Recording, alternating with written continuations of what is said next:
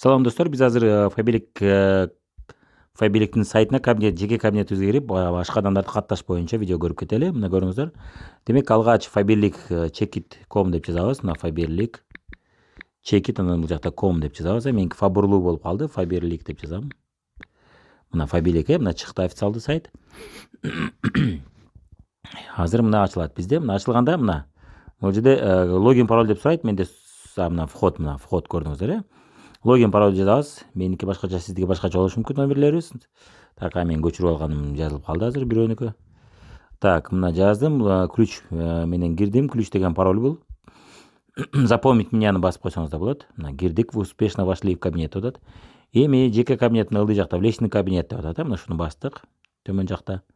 Болбосо бул жакта оң жакта человечек турат, ошону бассаңыз да чыгат. Мына жеке кабинетке кирдик. Эми оң жакта, могу жогору жакта көп адамдардын сүрөттөрү, ошону басып атабыз.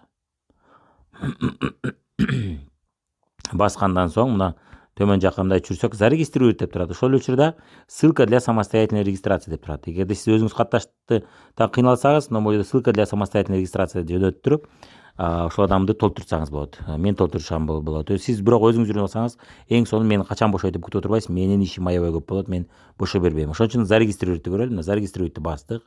Сиз жеке өзүңүзгө каттай турган адамды ушинтип каттайсыз да. Мына сиздин автоматтык түрдө регистрационный номериңиз, фамилияңыз чыгып калат. Андан кийин анын фамилия, имя, отчествосын жазасыз. Жазгандан кийин дата рождения мынтип мына цифра терип жазасыз биякта. Цифра терсеңиз да болот, мынтип чыгар. Бул жактан даталарды өзгөртүп да кылсаңыз да болот. Көрдүңүз, мына.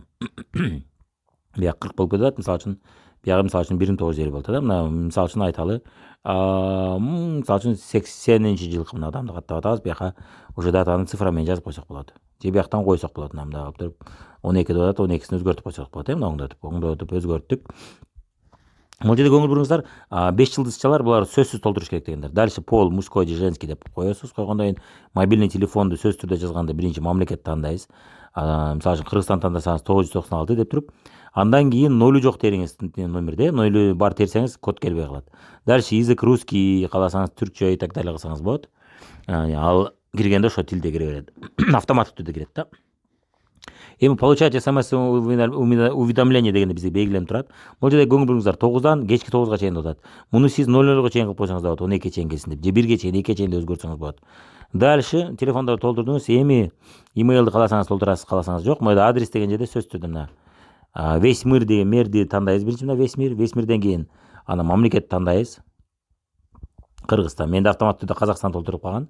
Так, андан кийин мисалы үчүн өзүңүз жашаган жарды, мисалы үчүн Бишкек жана башка деп толтурасыз, Бишкек толтурдук, районду толтурдук, мисалы үчүн Калы Соода, Кызыл Аскер дейт, Бишкек деп коелук, мисалы үчүн выбрать кылдык.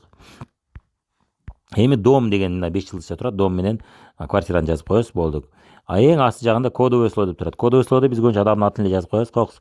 Пароль таппай калса, ошо кодовое словону сурашы мүмкүн да, ошол аркылуу билсеңиз болот паролду. Дальше номер документа, бул жерде идентификационный деп турат. Номер деп турат, бул паспорттагы ID, ID-ни толтурабыз, Андан кийин сохранить басабыз. Анан данылар чыгат, дагы бир жолу сохранить басабыз, ошо менен адам катталат. Катталган эң төмөн жагында код подтверждения деп туруп келет. Ошол код подтверждения ал адамга смс болуп келет. Логин, ключ, код подтверждения деп келет. Ошо ключ же код подтверждения дегенди бул жака жазасыз. Жазгандан кийин подтвердить бассаңыз, уже адам катталган, ошо менен бүтөт. Болду, андан кийин уже заказ жазышты үйрөтүп, заказ жазганда да бир жолу бир ирет заказ жазыштан мурун бир ирет ID-ни бир паспортты тиркеп коюш керек болот. Ошондон кийин уже заказ жазса болот. Ага чейин паспортты тиркемейинче Казакстанда, Кыргызстанда заказ кетире албайсыз.